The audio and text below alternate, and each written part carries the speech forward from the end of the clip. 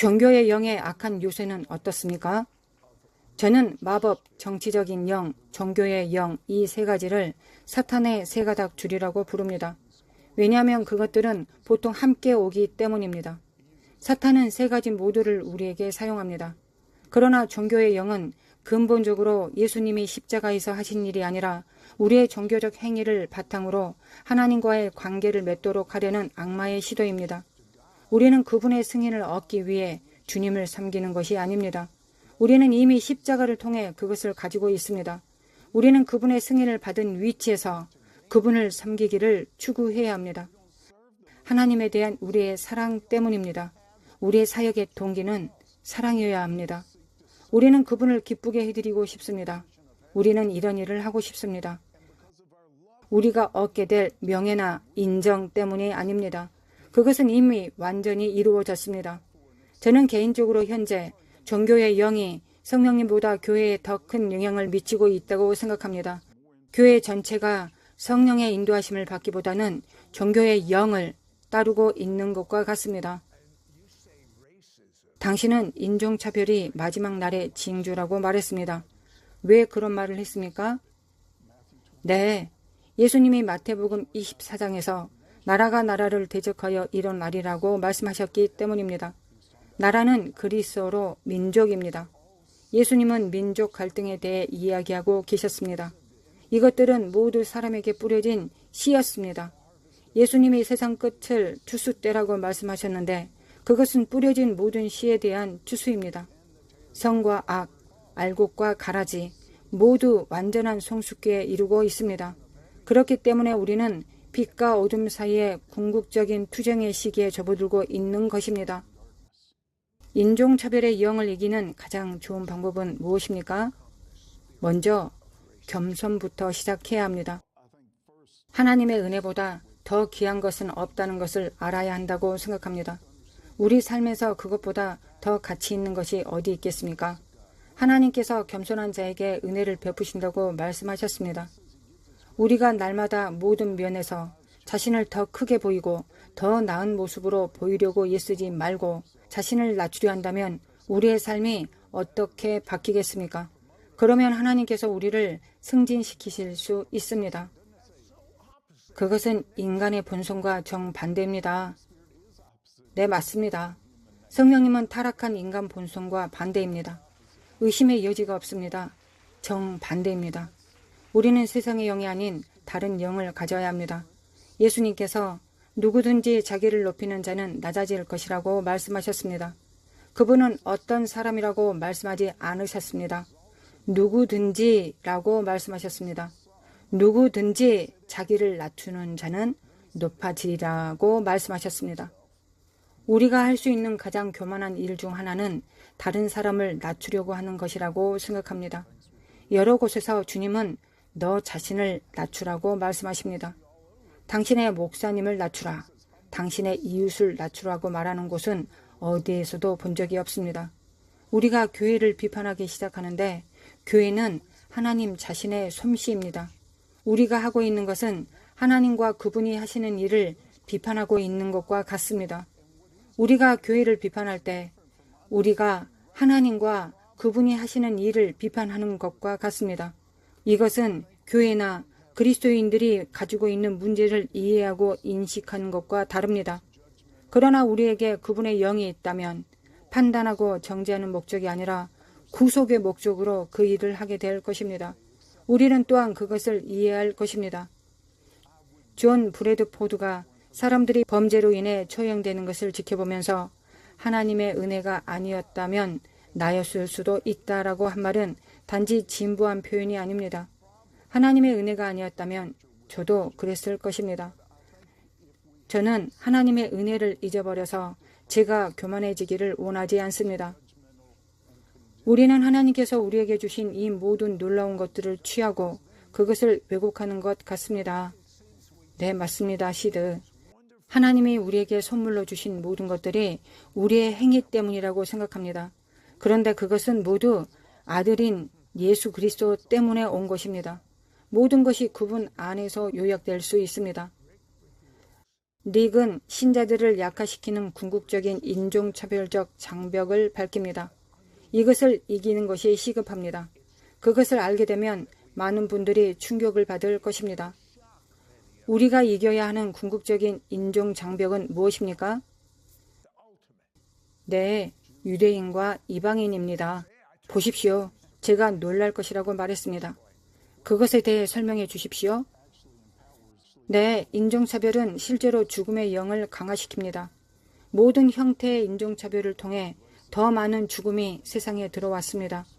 대부분의 전쟁은 사실 인종차별적 전쟁입니다.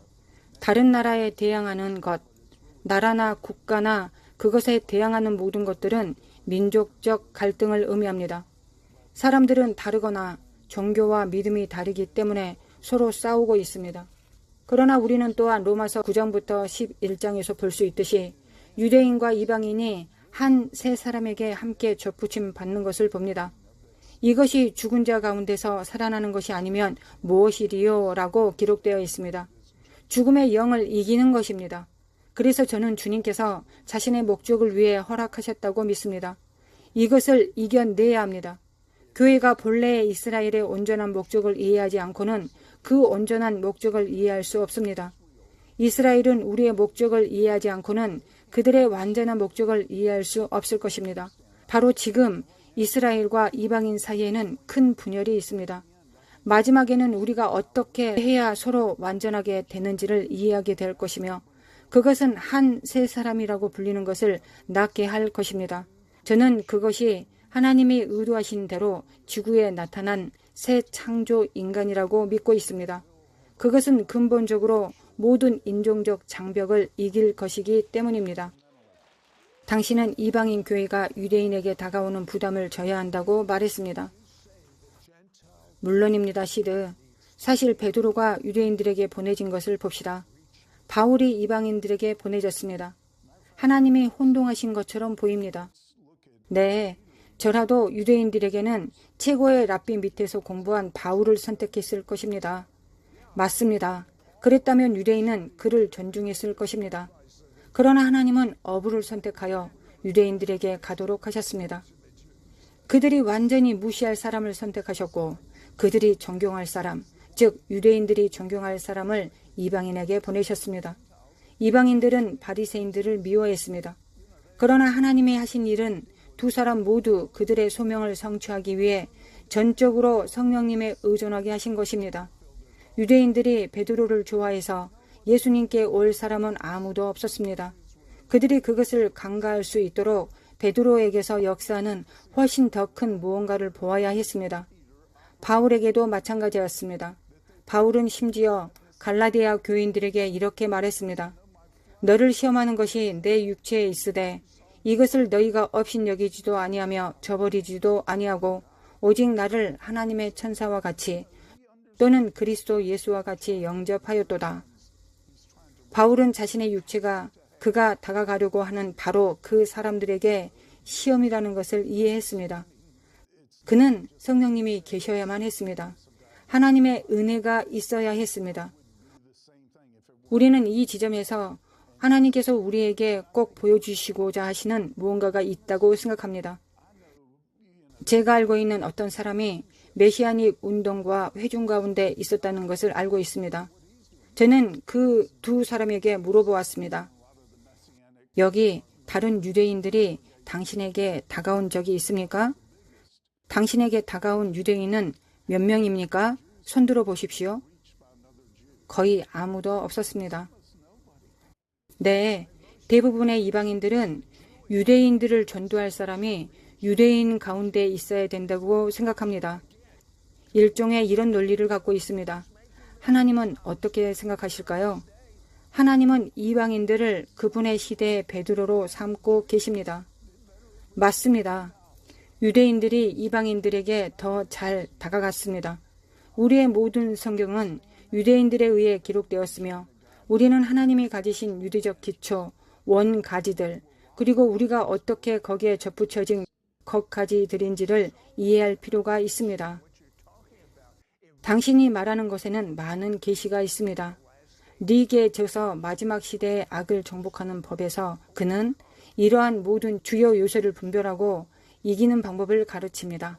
이 말씀을 지금 꺼내야 하는 절박함을 느끼는 이유는 무엇입니까? 그날이 점점 짧아지고 있기 때문입니다. 우리는 정말로 이 시대의 끝에 와 있습니다.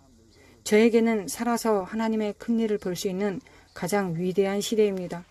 하지만 지금은 이 모든 것이 함께 합쳐지는 때이고 그것은 일어날 것입니다.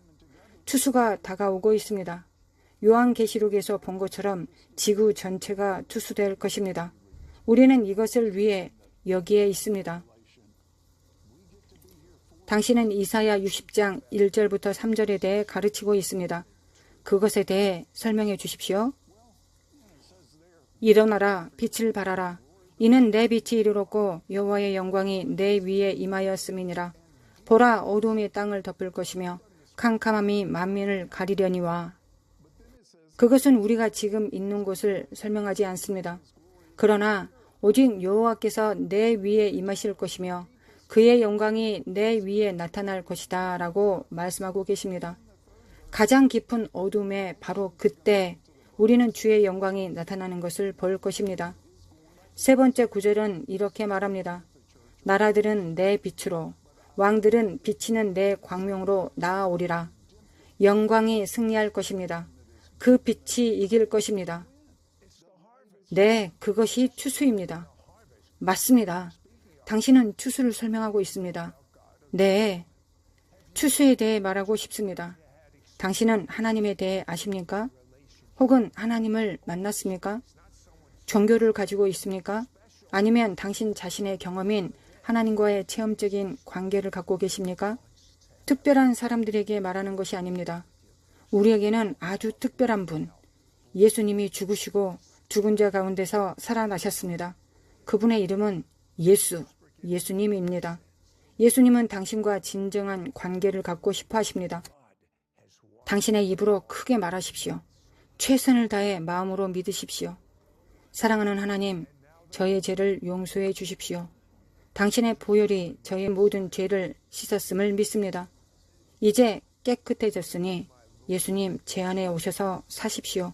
당신을 저의 주님과 구세주로 영접합니다. 닉, 카메라를 보고 추수를 위해 기도해 주십시오.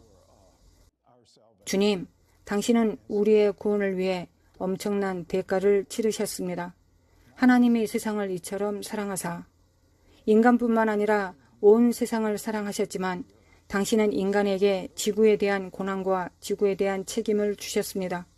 주님, 이사야서 60장에서 이사야가 말한 그 큰 영광, 당신의 영광이 당신의 백성들에게 나타날 그 큰 영광이 역사상 그 어느 때보다도 증가하고 있는 이 큰 어둠 속에서 주님께 그 영광을 구합니다. 주님, 바로 지금 당신의 깃발을 높이소서. 왕들은 비치는 내 광명으로 나아오리라는 그 구절에서 우리가 보는 것처럼 결국 승리하는 당신의 빛을 높이소서. 주님, 당신이 인간을 창조하신 것의 가장 위대한 현시가 이 시대에 나타나서 모든 남자, 여자, 어린이, 모든 사람이 당신의 새로운 창조물들을 가리키며 이렇게 말할 수 있기를 요청합니다. 저는 이렇게 부름받았습니다. 이것이 바로 저입니다. 우리가 부름을 받고 창조된 모습대로 될 수 있는 유일한 길인 당신께 우리를 이끌어 주소서. 예수님의 이름으로 기도합니다. 아멘.